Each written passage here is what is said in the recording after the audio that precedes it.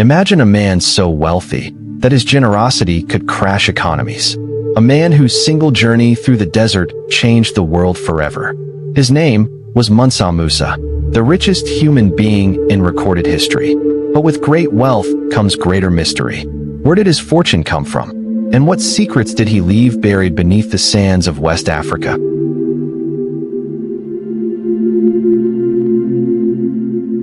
In the late 1200s, in the heart of West Africa, a mighty empire was rising. Mali. Its lands were soaked with gold. The Niger River brought trade, knowledge, and power to its people. And at the top of this empire stood Musa Keita I, better known as Mansa Musa. Mansa meant king of kings. And Musa wasn't just a king. He was a ruler of rulers. Under his command, Mali stretched thousands of miles, from the Atlantic coast across the Sahara Desert. But it wasn't just land Musa controlled, it was wealth beyond imagination. You see, half of the world's gold supply at the time came from West Africa, and Mansa Musa was its master. In 1324, Musa set out on the most famous journey of his life, a pilgrimage to Mecca, the Hajj. But this was no ordinary pilgrimage. Picture it, tens of thousands of people marching across the desert. Soldiers, servants, scholars, and slaves.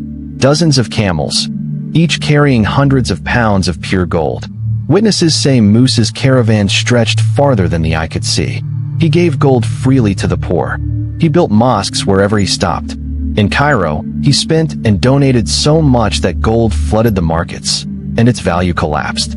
Prices didn't recover for over a decade.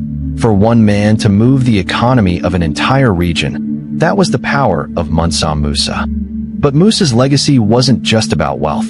He used his fortune to build, to create, to transform. He made Timbuktu a shining center of culture and learning. Imagine a desert city filled with libraries, scholars, poets, and architects. Musa brought builders from across the Islamic world to raise mosques and palaces from the ground. One of his greatest works was the Jingareber Mosque, which still stands in Mali today. It wasn't just stone and clay, it was a symbol that Mali was more than gold. It was a beacon of knowledge. Under Mansa Musa, Timbuktu became a name whispered across continents, a city of wealth, of wisdom, and of wonder. But for all his glory, one question remains. Just how wealthy was Mansa Musa? Modern historians have tried to measure it. Some say his fortune, adjusted for today, would be worth hundreds of billions, perhaps even trillions. But the truth? It's impossible to calculate. His wealth was so vast, so immeasurable, it slips through the fingers of history. And then comes the greatest mystery of all. What happened to it? When Musa died in 1337, the Mali Empire eventually declined. Wars, invasions, and shifting trade routes eroded its peace. Mansa Musa wasn't just the richest man who ever lived.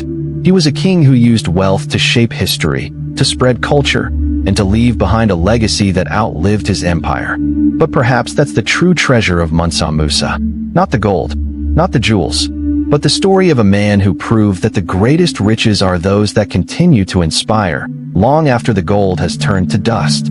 If this story of strategy and sacrifice moved you, if you believe these echoes of history deserve to be heard, then leave a like, subscribe to Legacy Chronicle Hub, and ring the bell for more journeys into the heart of the past.